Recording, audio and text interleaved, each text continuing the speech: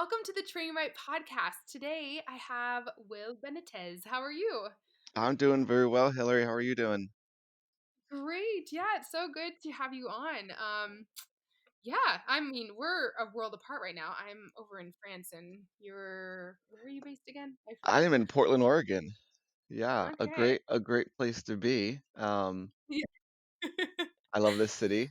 And we're relatively okay here. Not many cases, and I'm sure I don't even have Yeah, to explain what that means now. I feel like everybody knows what I'm talking about. Um, but globally. yeah, and I know France was a scary place to be for a while. How's it going over there? Yeah, it's getting a little bit better. We set up pretty strict rules in cities.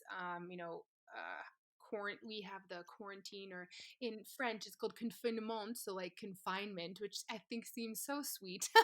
But like they're little. But, yeah, no, we're doing okay. I'm secluded in like a cabin. I'm living here with my boyfriend. His family, they have like a house that's in a like basically in a small village that's pretty self secluded anyway. So we're pretty safe. I feel like we're in a bubble, but we still have like pretty strict rules. We have to go. It's like 500 meters from our house. Like if we want to go running, if we want to go to the grocery store, we have to sign a permission slip. Oh wow. Um, yeah, so it's pretty strict, but this is part of the reason why I really wanted to talk with you. So you have your own nutrition company. It's called One Pace Wellness. On Um, pace wellness. Yeah. on Pace Wellness, sorry. No, no Um, worries.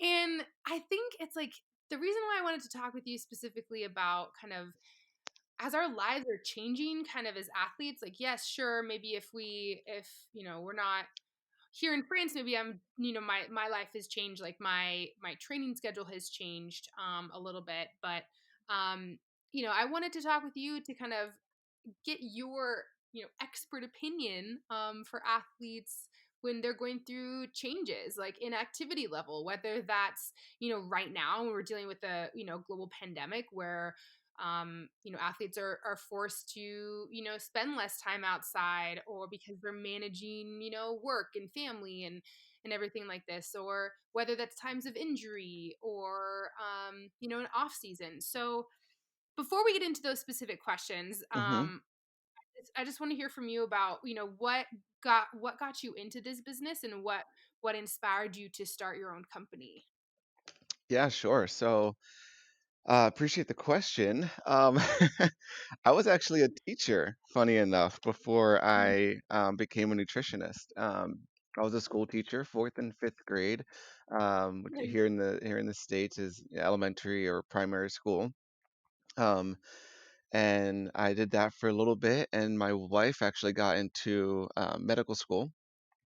So we moved across the country. We were in New Jersey and on the East Coast, and we moved across the country to Portland, Oregon, for her to go to medical school. And I thought, you know what, I'm ready for a change too. I loved kids and still do, but being a teacher in a school just didn't seem like the right fit for me if I thought long term. And nutrition was always, I was an athlete. I've identified as an athlete for a very long time. And was always into nutrition, and college got me into more nutrition, or into nutrition more. And I decided, hey, let me go back to school and study nutrition science. And so I came across a program at my wife's school, actually, at a medical school, and got all my requirements done, and started that program. And I've been in my own business now for 3 years or so. Um, and for me, why I decided to do it was I come from a background, a family with a lot of health issues, and rampant throughout my family. And it was always, our healthcare system on the East Coast, or maybe just in my state, but I think it's maybe a more United States wide issue, isn't exactly the best when it comes to prevention and um, care that actually makes you better. In a way, I feel like a lot of our care is not focused on prevention, and a lot of it is focused on more like band-aid type of care, right? Where you're just um, throwing stuff at the symptoms to kind of pause the symptoms or reduce the symptoms.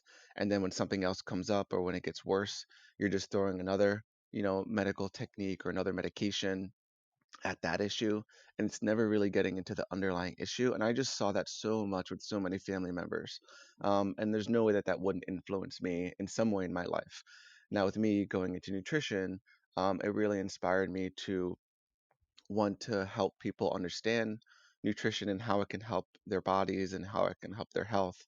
And then with my athletic background, it just kind of made sense for me to also do that plus, get into more sports nutrition and work with athletes and not even just to help them, perform better, like, achieve certain marks or run their best race or do their best on the field, but to also have their bodies perform better, right? Because when I talk about performance, I don't just mean athletic performance. I mean, let's get the athletic body to just perform better, right? And then they're going to become a better athlete.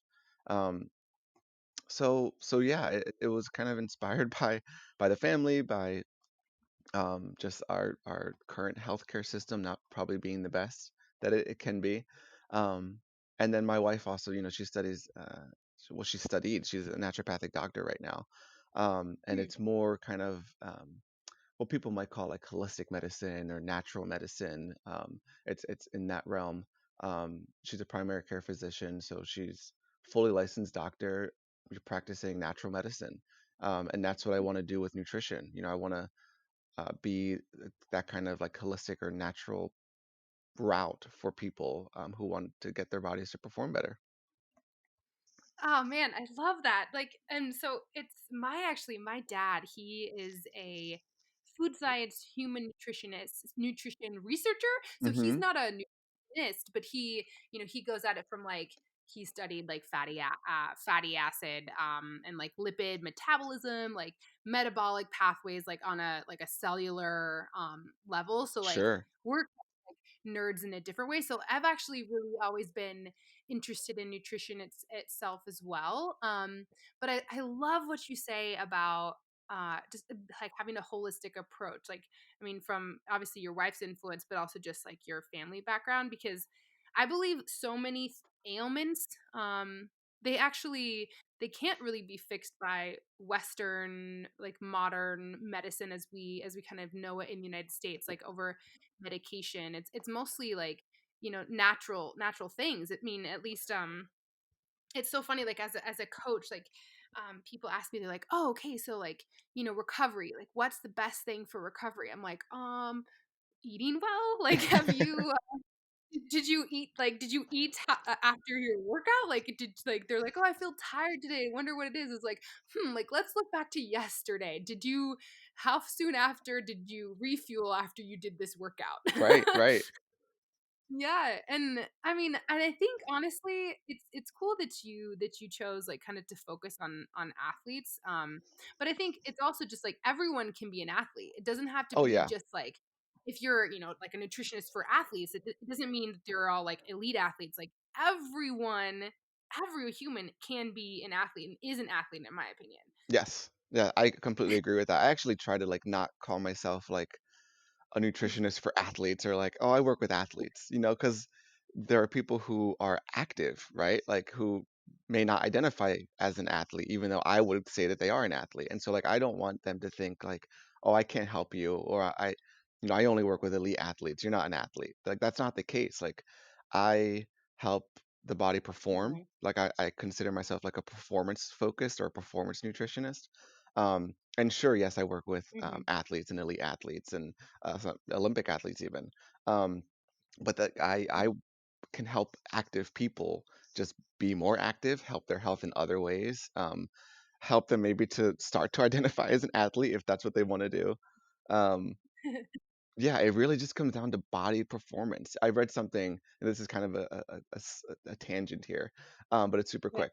I read something in a book recently, and it was like if you're going to help athletes like perform, I'm definitely paraphrasing here. If you're gonna help athletes perform the best they can, then they have to be the healthiest person that they can be, right? So it's like Yeah.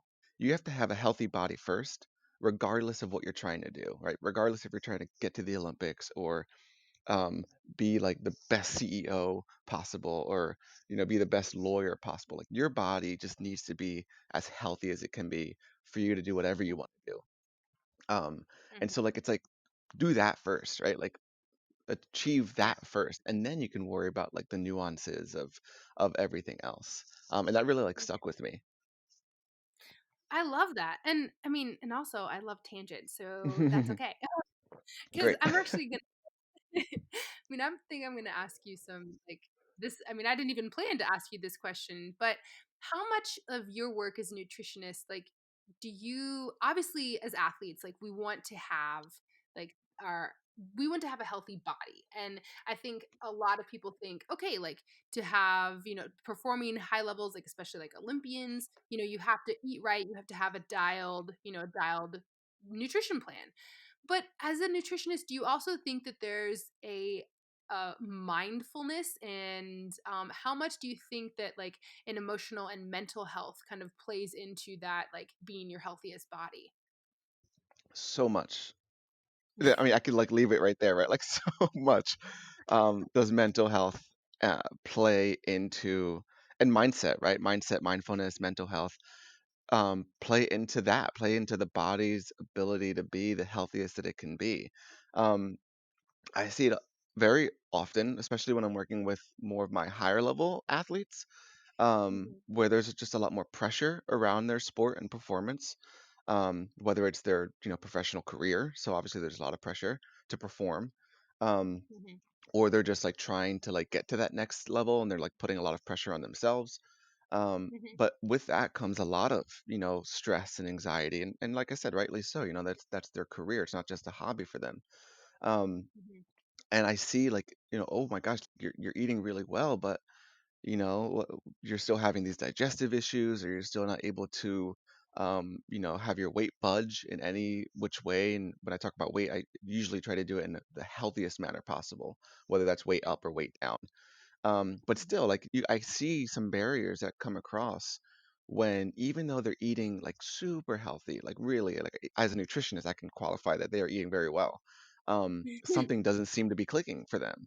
And then like I, mhm, I dig in some more and I learn about like all the stress that they're kind of carrying, um, mhm, and that this anxiety that they're kind of dealing with on a regular basis. And I'm like, whoa, those are barriers in and of themselves. Just to let you live your best life, they're barriers. But they mhm, really do have um, you know biophysiological effects on the body. They can really impede some processes that are normal from happening, or speed up other processes, right? That, stress can really affect your hormonal production, and your endocrine system. And that alone tells you that it can impact many things. One obvious thing that we see impacted the most is sleep. And if you're not going to sleep well from all this anxiety and stress, then there's no way you can recover your best. There's no way your body's going to perform at its best. Um, so yes, to your question, like mental health and your mindset, your approach, can really impact any of your goals. So that mhm, also needs to be not necessarily dialed in, but it should definitely have, be attended to. So it's funny, like as a nutritionist, I have my, initial consultations with clients, and in my intake, I always ask about sleep and I ask about stress. And I start, sometimes I get questions like, why are you asking me about sleep? Or, why am I scoring my stress levels? I'm like, well, this stuff matters. I can't be the best nutritionist I can be and only focus on food if, you're living this high stress life, or if you're constantly anxious about things, or if you're not sleeping well. I don't want to ignore those things because those are real. Those are part of you. mhm. I know. So actually, I mean, when we met, so we just started working together. And so selfishly, I'm like, okay, I need to put you on a podcast because there's so many things that I want people to learn. But that was one thing I noticed about the intake form as well. And for me, for someone who is a coach, like I understand if I'm trying to get my athletes to be the best performing that they can be, it's not just like that I need to like, prescribe the right recipe of workouts. Like it's also up to them to be able to recover well, to eat well, to sleep well. But then I also try to take into account, it's like we're not robots, we're, human beings with emotions and Hmm. stress, and it does crazy things to your body. And I think kind of the best policy with that, at least what I found as a coach, and even working with you as a nutritionist, is being honest about that fact. Hmm. And I also think it's also one of the reasons why I wanted to talk to you today, is about how that looks like when, kind of the how your nutrition should change when, stress ramps up. And maybe that means and even at the same time, stress ramps up and training kind of has to ramp down. And I feel like that can cause anxiety for a lot of people. So basically, I guess, yeah, that's like, how does someone's nutrition, or an athlete's nutrition, change when, they have to kind of make these life adjustments to enter a quote unquote off season. Right, right. Oh, this is a big question, Hillary. I knew it was coming because we talked about it beforehand. But there's so Yeah, much here, right? Like there's so many different even scenarios, and I feel like the listener or listeners each have their own scenario, right? Like there's the person who has to be kind of um, completely on pause for whatever yeah. reason. Maybe they're tending to, a loved one who's sick, or maybe they're sick. Or they don't have exercise equipment at home and they can't get outside, right? So like there's that scenario, and they just have completely went from training almost every day to nothing, right? That's, I'm sure there are people out there who have gone through that. um, then you have the people who are injured, they can only do limited activity, and so there's some activity, but they're not completely on pause, but definitely a shift from what they were doing. You have people who are just, dealing with a lot of mental anxiety from everything going on right now. Um, and they're kind of in a whole nother boat, right? Like maybe they are on pause from their exercise routine, but they're dealing not just with that, but they're dealing with like the serious like mental anxiety that a lot of people are dealing with right now, with everything going on in the world. Um, so you have, I think I just named like three or four different scenarios, and I'm sure there are so many more. Um, Yeah. there are people who they aren't getting outside as much. Maybe they don't have a treadmill, so maybe they're not running as much, right? But they are doing a bunch of strength workouts and uh, high intensity hit, routines, and working out in other ways. So clearly, a lot of different scenarios, and honestly, each one of them is going to require a different nutritional approach than whatever their norm was, right? Because it's a shift. It's a shift from what they were doing, and probably what they were doing for a long time. That's probably was their routine. They're if they're a runner, for example, they run 5, 6 days a week. They were probably doing that for a while. Um, and now all of a sudden they made this massive shift to doing something else, 3 or 4 days a week. So regardless of the scenario, it involves a shift. And so yes, their nutritional approach should also shift and kind of match their needs. But it really does look different. So I'll probably tackle a few here.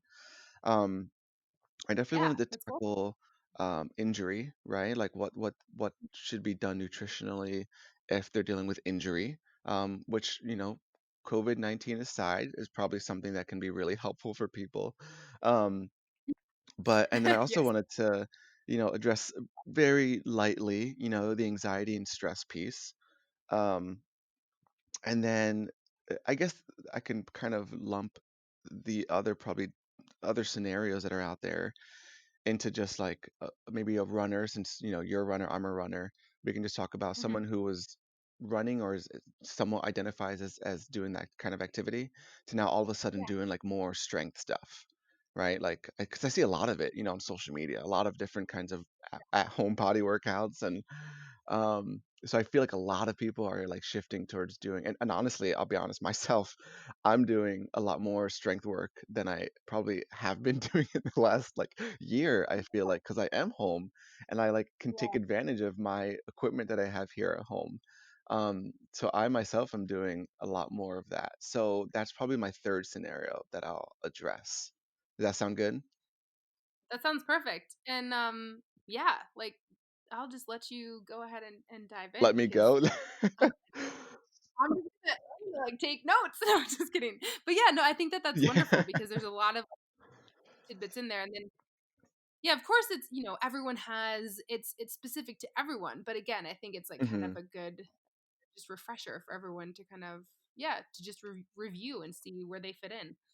Yeah, sure. So I'll let you And take for it. you, like I will. I'll take it away, but please like chime in. I want this to be a conversation piece because you're an athlete and you've no doubt, Yeah. and I know your story too. So like the injury piece, you were a part of, you lived it. So if you Yeah. have at any point or any points, something to weigh in on, please, chime in. I'd be happy to talk it over with you um, here on this podcast. But okay, so like I said, lightly touch on the anxiety and stress piece. Um, Yeah. so with that clearly comes this, need to, you can't, well, we can't get rid of stress. I'll start with that, right? Like there's stress is almost like an energy. Like you just can't get rid of it, right? You can help to manage it. You can, reduce it and maybe, um, and reducing is even like a tough word to use because I don't know if you actually reduce stress. I just think you get better at managing that stress. Whether it's like Yeah. really like mental approach to managing that stress or just the body's own like physiological approach to managing that stress. Um, so it's not even about like let's reduce stress. It's like how can we help the body cope with that stress and how can we have that stress be just less of an impact on you because you're, doing these different techniques. And especially when that stress leads to anxiety, right? So whether you have anxiety from not being able to exercise and, what's going to come from that, or anxiety from having all your races canceled, or just anxiety from, this very real and scary virus that's taking over the world. What do you do for when you're in these moments with regards to nutrition? And so the first thing that you need to do is just eat well.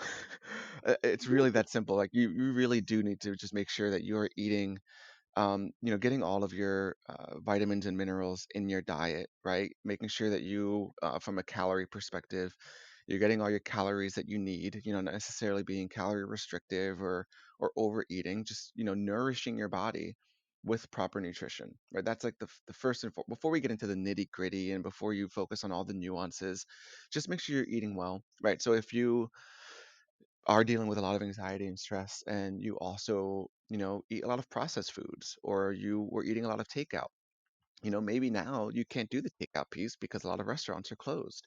That is probably a Yeah. really big benefit to you. It's kind of Yeah. forcing us to go to the store and buy our own foods and learn how to cook or cook different recipes, just Mhm. prepare foods differently and nourish our bodies differently. So I think that's the first thing we need to do is just to nourish our body with more wholesome whole food, um, a lot more plant foods that can give us the phytonutrients and the antioxidants that our body needs to kind of manage this stress, right? Because when this stress is rampant in the body, there's a lot of oxidative stress that occurs inside of us. Um, Mhm. and people have probably heard of antioxidants before. At this point, it was a buzzword, probably 8 or so years ago, but now it's probably pretty mainstream. Yeah. Antioxidants are from our foods. And when we ingest these antioxidants, they actually help to combat and um, reduce that oxidative stress that can come from just a high stress mindset or a high stress lifestyle. So Mhm. that is what we need to do first and foremost, is just nourish our bodies with wholesome, whole plant foods. Second, I think would be to reduce a lot of like processed foods, right? So if you're going to the store, it can be so easy, especially now, to like grab the chips and grab the sodas or the pops and all the, high sugar or highly processed foods that, do have a kind of soothing effect on our mindset, right? They're comforting in that way, but they're not really exactly nourishing to the body. Do as best as you can to reduce some of those, right? I'm not saying you can't have those chips or you can't have the ice cream or anything like that, but don't have that be, what you're resorting to in times of stress as best as you can, right? Try to nourish your bodies with these wholesome plant foods. Um, the other thing that I wanted to touch on here with anxiety and stress, that scenario is herbal medicine. Herbs can be hugely important and helpful for these times right now. Um, and whether that is just drinking more teas, herbal teas, um, or going out and ordering or going to a pharmacist and buying um, the liquid extracts of teas or capsules of certain herbs or botanicals. Um, Depending on what they are, and maybe you want to work with someone on this, reach out to a doctor, an herbalist, or a nutritionist who understands it. Um, Herbs can be really, really helpful for helping to manage anxiety and stress. Um, and Yeah. so, like, you might think of like ashwagandha, for example. Like ashwagandha is a pretty popular one when it comes to reducing stress and helping out with sleep and getting the body to be more calm. Lavender is another popular one. There are all these different herbs that can really have these impacts and effects on the body. And I think I maybe, oh yeah, go ahead. like, I mean, or no, sorry, like just like at the, I'm thinking about like for sleep and recovery, it's like teas, it's like also good, like a routine, like that's also part of nutrition. It's Oh yeah. like sleep hygiene. Like I love drinking tea before I go to bed, and I love one with fennel in it, and it's like people think it's like Hmm. old lady tea, but I love it. But no, it's just like simple things like that. Like it's a good. But sorry, Yeah, continue, yeah, really. keep going. No, I mean, but I love the chiming in because I want to kind of reduce whatever those negative connotations are around like drinking tea before bed. I was like that too. Like it's not that I had like a negative connotation, but I didn't drink that much tea before bed until my wife got me into tea. And now we have like Yeah. it's just like a thing that happened. It's not even like a ritual anymore, although it is, but Right. it's like second nature. Like we just drink tea, maybe 2 cups before bed every night. We have our like bedtime tea or nighty night tea or whatever the case is, and it's a chamomile or there's valerian root in there, passion flower, all these different herbs that are really helpful for calming the body, getting it Mm. into like a more of a parasympathetic system state, and just Mm. really helping to induce a better sleep. Um, and so Because those little things are like that's considered nutrition. Like, and I think that that's where sometimes people need a reminder of. It's like these little small things. It's not just to kind of like about the. So I mean, in my history as an athlete, like I think I fell into this. Like back when I was at college, like I would think of nutrition. I was just thinking of like, oh, we've got to be like you're thinking of like a calorie standpoint, but really it's more complex and nuanced with different details, and that's why I think yeah, it's like it's always just super refreshing to talk to a nutritionist, like an expert who can kind of help you out with all the little details that are involved. Right, exactly. Yeah, and herbs are one of them. I don't by any means call myself an herbal expert or an herbalist. Um, but I, studied herbs in school, and my wife, as a naturopathic physician, studies herbs and uses herbs all the time. And so, like, my education, I think, would be a little bit better than other nutritionists or dietitians or just people who don't really understand herbs.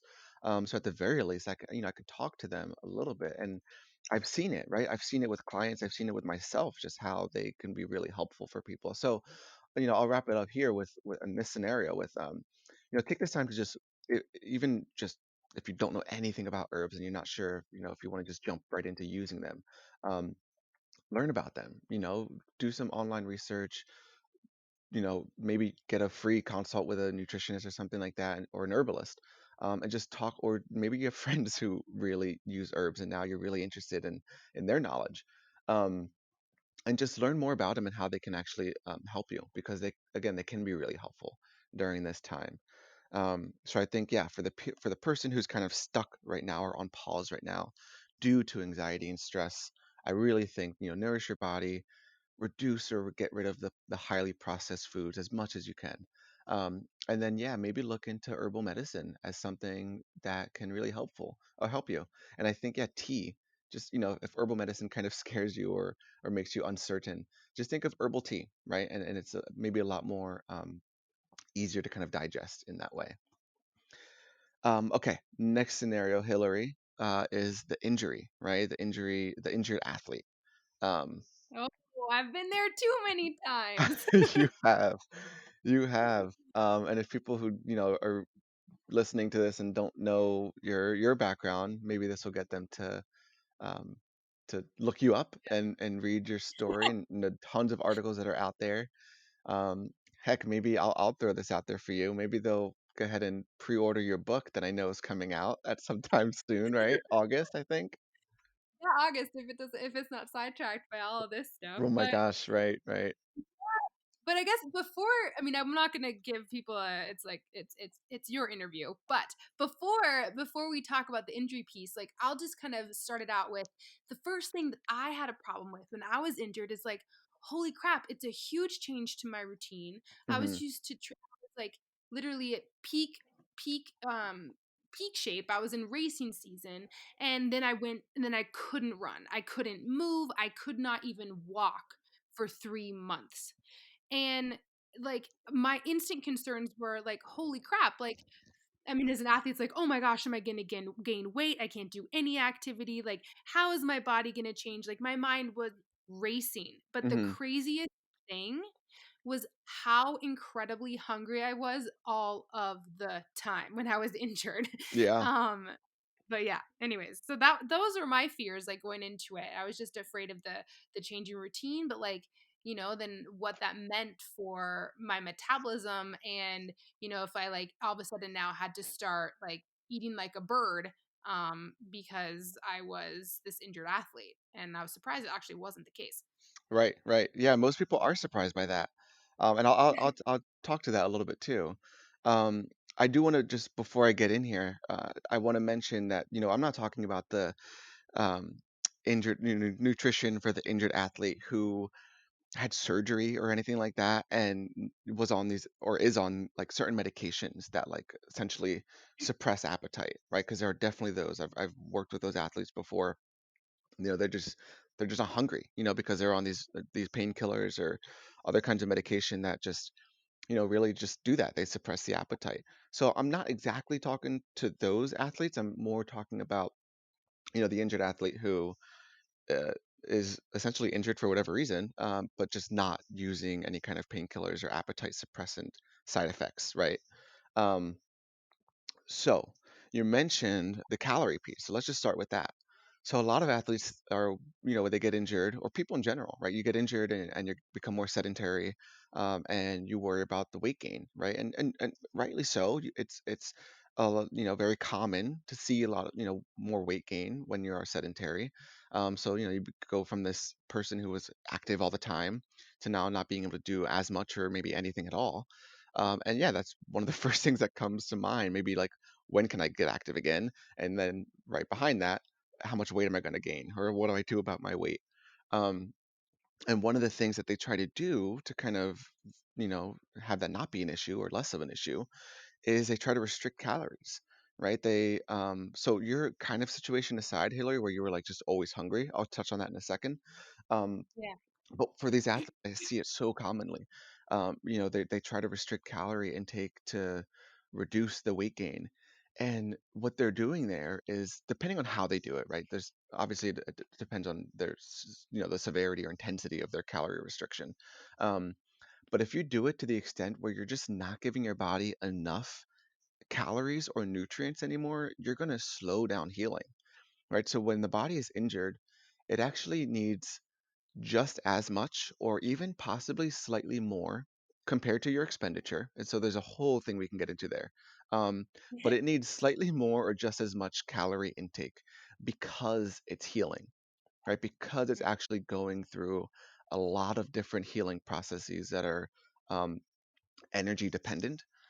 It uses and burns more energy, and the only way for that whole process to function properly is if it has the energy to use to do that, right? So if you're constantly in this, calorie restrictive state, um, that process, and this could be months long, right, where the body's trying to recover from injury, that process for those months or weeks or however long it is just isn't optimal. It doesn't have the calories and energy that it needs to heal properly. So yes, it's going to keep healing, but it's just going to be slowed down due to the restrictiveness of the energy coming in.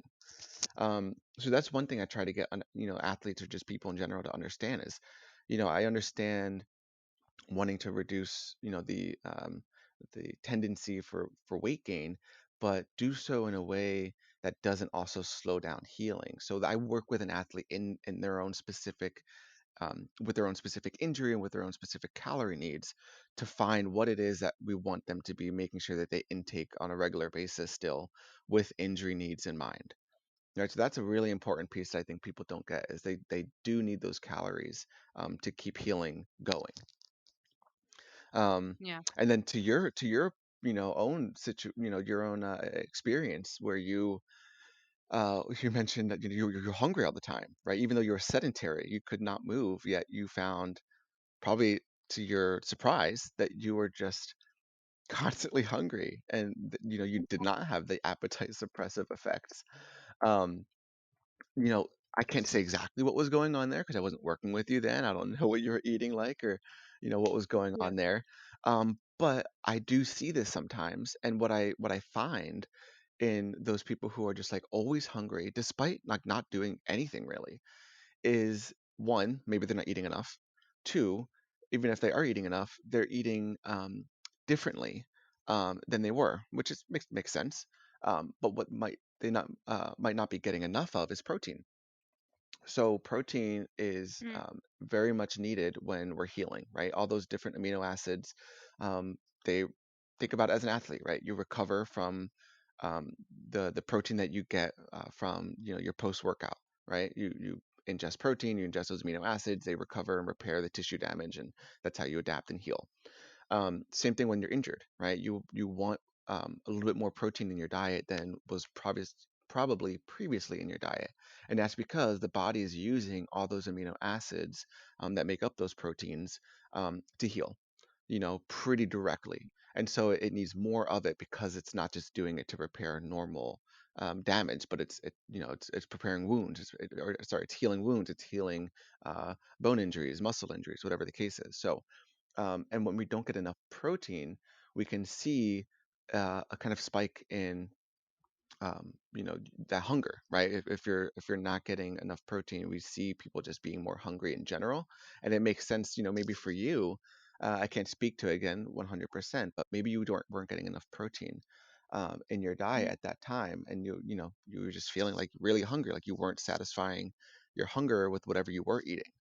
Um, so that's a And possibility, also right? But that's pretty much everything. So I was my body was like trying to heal everything. But yes, you're right. I mean, and it's yeah, it's again, I don't know. And actually that's kind of what prompted me to kind of get to be more in tune is like after all of these injuries that I've had, it's like, okay, like, I want to optimize my recovery and like that's but then also weirdly through that time I learned to kind of like trust my body again to be like, hmm oh, like my body is going to tell me what it needs. I just have to listen. And so, and then after that, I just kind of wanted to, yeah, like it just made me more interested in the whole process of being like, okay, well then, my body's just been through something traumatic. Like I want to, treat it the best I can. So, let's figure out if there's any like cracks or holes in the whole system in the process. So, Sure, sure, yeah.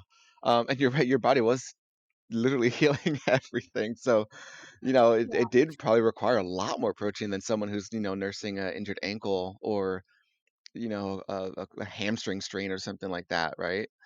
Um, Mhm. and then there are other Which are nutrients. Oh, it, right? Like, I mean, sorry, no, I mean, I think like in any injury, it doesn't have to be like super, super severe. I mean, it's like any injury is like a disruption in, routine and stress. And like we can relate that to kind of what's going on now and in our whole global pandemic. And so any injury is significant. So it doesn't have to be like as extreme as my case, like to, right, to right, offer some 100%.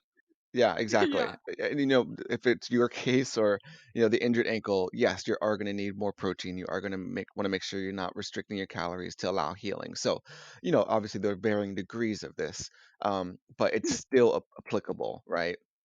And then the other Yeah. thing, there are all these different or specific nutrients that you might want to pay attention to as the injured athlete. So, to name a few, you got zinc, vitamin A, and vitamin C. And actually, I'll throw in omega-3 fatty acids in there too. But what these nutrients are doing is, they can be involved very specifically with repairing tissue damage or reducing inflammation in the body. Vitamin A is pretty important antioxidant. So that, it's reducing inflammation and oxidative stress in that way.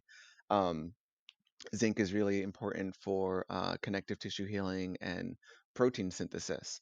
And so, making sure zinc is sufficient in the diet is important for that reason, right? So you do have these specific nutrients that have all these really cool like roles when it comes to injury healing. I kind of love it. Um, and so, again, going back to like the anxiety, what I talked about that scenario is like you want to be making sure that you are still nourishing your body, right? So being like super calorie restrictive might not be the case. And it's not even necessarily just for the calorie part. It's because like when you are calorie restrictive, people tend to not get enough nutrients, right? So when you do that, like you just slow down that healing process. And so like if you're just not sure if you are you've been injured for a while and you just feel like it's not healing properly or like, uh, things are off still, reach out to someone to kind of work with you on this because again, there are so many different nuances. Every person is different. The injury cases are varied, right? So, but the nutrition is so important for injury recovery, and injury rehabilitation. So, I do want people to pay attention to that. And I hope that they, got a little bit something there if they're dealing with injury right now. Even if they're just inspired to learn more about nutrition for themselves or to reach out to someone, I think that's going to be really helpful for them. Um, Yeah. and then Hillary, I think the last scenario here that I mentioned was, I think if I'm remembering correctly, it's like the athlete who was, they were running a lot or swimming a lot or cycling or on the pitch all the time, whatever the case is, moving their body so many ways. Um, and then now they're stuck at home. Maybe they don't have a treadmill, maybe they don't have a stationary bike. They clearly don't have a pool, unless they have a backyard pool, which is great. I envy them. Or and they're just doing more strength workouts, right? A lot of strength routines or hit or high intensity interval training at home. um, it's very different, right? They're so active, which is great, and maybe they're even more active than they were. Maybe they're burning more calories than they were doing before, but it's different, right? It's a shift from what they were doing, and now their activity looks just very different than previously. And so to match that, your nutrition also needs to shift, right? Because you're using different, possibly depending on what they're doing, but you're maybe using different energy systems, and so your body is going to be requiring essentially different energy intake to kind of match what you're doing and to kind of recover in other ways, right? So, for example, if the person who is just going to on full rest at home, they were running all the time, they don't have energy or sorry, exercise equipment at home. Um, for those people, yeah, it might be a little bit less of a caloric intake, right? Because they're just not burning as much anymore. And so they don't need as much of calories coming in as they were when they were, very active and running outside all the time. But here's the thing, to go from running and active outside all the time to now kind of on full rest, that's a shift in like the body. Like the body doesn't know exactly that that's happening right away, right? So, that person in the beginning is going to still be very hungry, and like the body's going to be requiring, all this intake, or at least tell the signals, right? The signals that it's giving is like, give me this food, give me this food, give me this food, because it's used to that. um, and there's a time period that needs to kind of the body needs to go through to realize, oh wait, I'm actually sedentary now, or I'm not like doing as much. So in that interim where the body is telling you to, you know eat the same amount as you were eating before, even though you're not doing as much, what I encourage people to do is increase their protein intake, increase their protein, maybe increase their fats a little bit, because what those two macronutrients do is kind of satiate the body much better, and they help with that kind of like cellular signaling, and it also kind of helps keep blood glucose down, right, from the carbs that are ingested. So all of those effects that come from eating fat and eating protein a little bit more in the diet when you're on this full rest, um, allows your body to like say, hey, okay, I can slow down here. I don't need as much calories coming in, and it allows it to adapt to the new normal that's happening. So instead of just eating all the carbs that you might have been used to when you were super active outside, again, shift that diet a little bit. include more fats, include more protein, reduce those carbs just a little bit, and within a shorter amount of time, you should see and feel a shift happening where now you're more okay with a little bit less calories than you needed before, right? So again, those are for like those full rest or more rest, like just less activity kinds of people. And now for like those more people, those people who are doing more strength, and again, those high intensity interval training kind of workouts, and maybe they're running less, they're cycling less, they're swimming less. Um, Again, less carbs in the diet, right? The body in those other scenarios, they need more carbs. The body needs more glucose and glycogen to kind of get through those kinds of training, those workouts. It's using more of a carbohydrate-driven energy system. But now, if they're doing more strength, they can they want and they can afford more protein um, in the body, right? Because the body needs to recover from the different kinds of workouts that they're doing. If they're doing more of the high intensity interval training, they're burning a lot more fat, right? Yes, they're burning carbs, but they're burning a lot more fat Mm. in those workouts. And so, depending on what their goals are, they might love that and don't want to ingest more fat, or they want more fat, especially if they're a female athlete and they do need a good amount of fat intake in their body just to kind of um, for their hormonal system to kind of be working properly. So if they're doing a lot more high intensity stuff, then they probably do want to have more protein and fat still also in their diet and less carbs in their diet. Um, the other shift is having, especially if you're inside more, and you're not outside expending as much energy, um, whatever carbs you are having, think about having them or play around with this idea, having more of those carbs around your training. So whether that is before, during, or after your training, um, keep as much as you not maybe as much as you can, but more so than you were doing. Have those carbs be around training, and they'll get utilized better by the body. And therefore, we won't see as much of a kind of carbohydrate storage happening, where that excess carbs is just going to get stored as fat. So if you are like waiting, 2 hours after your workout, and you're eating like this big, huge meal, and a lot of it is carbs, whether it's like potato driven or a lot of rice or a huge thing of oatmeal, to kind of because you're hungry, right? Because you waited so long after your workout. So you're eating like these massive amounts of carbs, which is great. You do need those carbs, but because it's so much excess, it's most of that is just going to get stored as fat. Right? All that excess is just going to get stored as fat. And so what we want to do is time it appropriately where you're just getting more of those calories in closer to your workout, more of those carbs in closer to your workout. They're going to get utilized more properly by the body for recovery purposes or for fueling purposes. And then we will see much less of that excess being stored as fat. Um, and so there is a nutrition timing component to this shift that's happening to the people who are just they're still active, but they're active in different ways, and maybe even less active than they were. Is like maybe they need to focus on the nutrition timing piece to make sure that they're Yeah. kind of getting that right too.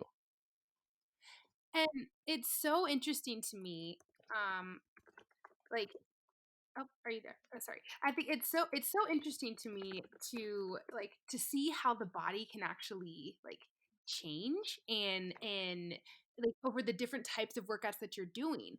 It's so cool to me. It's like a living, breathing science experiment, which is really what it is. It is. It really is.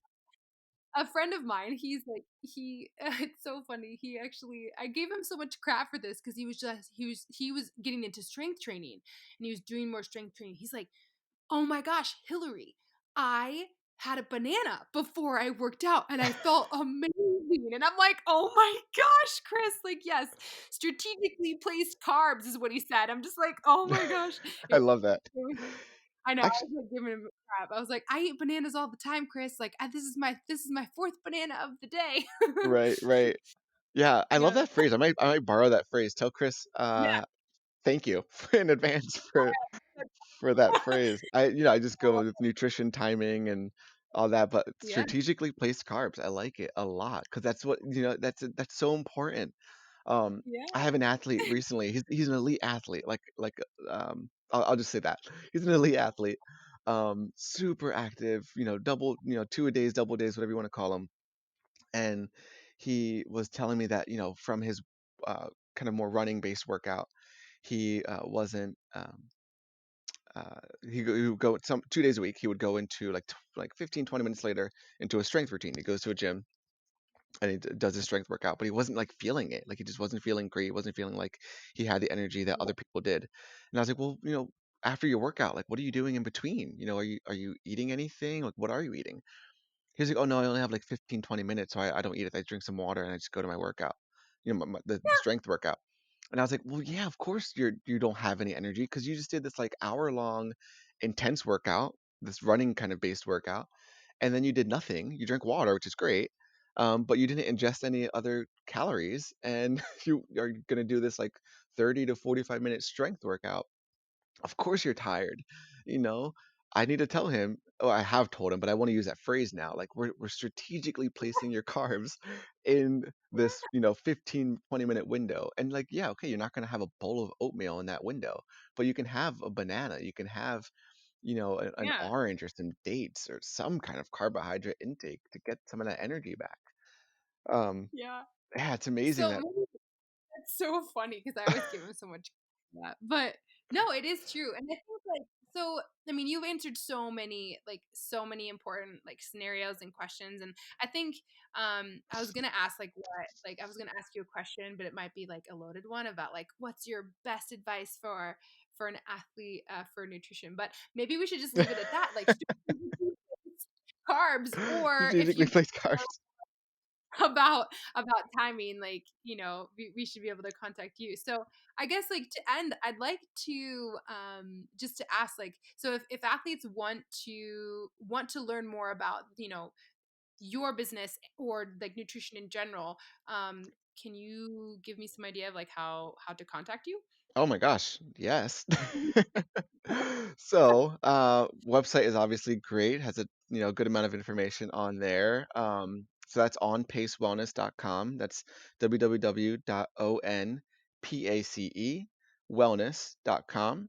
And actually a little bit on that. So on pace kind of came from running, right? Like if we talk about pace a lot, we talk about like, hey, are you on pace? Or I've heard that Yeah. phrase just so many times. And I was like, you know what? I'm gonna build that into my name, my company name, my brand, right? And I just went with On Pace.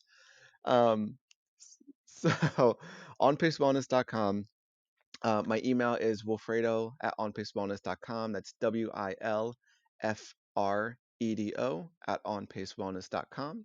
And then my cell phone, and I am in the United States. So for those of you who are international, you might want to contact me in other ways. But my cell phone is 609-954-2620. And I put that out there because some people, especially my clientele, it, they rather text or they rather just. I have had people who just want to call. They're still in that mode, which is great. So I Yeah. welcome that too. I love it. And And yeah, then co- get in touch it's with me good. because I'm not just trying to necessarily turn you into a client and get a sale from this. I want to talk with you. I want to, if you've been struggling, especially, and you just don't know what to change or how to go about this, or even if working with a nutritionist is right for you. Um, I'll just want to have that conversation with you. So Hillary, I'll throw this out there. If people will get in contact with me from this podcast and they just want to talk at first and see if this is right, let's just jump on the call for like 15, 20 minutes, no charge, and let's just get on the same page. Maybe if you want to use that time to just get some simple questions answered, by all means, I'm okay with that. Um, and then, this is a different, strange time we're in right now, so there's just so much unknown. Um, so if you just want to talk with me and figure things out, again, 15, 20 minutes, let's just jump on a call or email back and forth a little bit. I'm perfectly fine with that. Um, Even if this inspires you to reach out to not me, but just another nutritionist or an herbalist, like I mentioned before, that's great. Like I don't need everyone coming to me. Reach out to people who are experts or who you feel really comfortable with, or if you want to work with someone locally, by all means, go ahead and do that. But just realize that nutrition really is an important piece, to your health and your recovery and your performance, and again, your body's performance, right? Your body's ability to be the best it can be for you. And so just pay a little bit more attention to your nutrition, I think, is like the one thing that I want to come out of this whole talk right now is like for people just to do that. Yeah. Oh man, this just leaves me so pumped up on life, not only nutrition, but just like I think it's a good reminder that, it's like that the importance is community, and the importance is that, we're there for one another, and it's like, you're trying to get me as a coach trying to get the best out of someone, for their performances, but also just try to get the best out of them as a person. And I think the same can be said for you working specifically through your nutrition company. So, Yeah, yeah. I would agree with that 100%. Yep.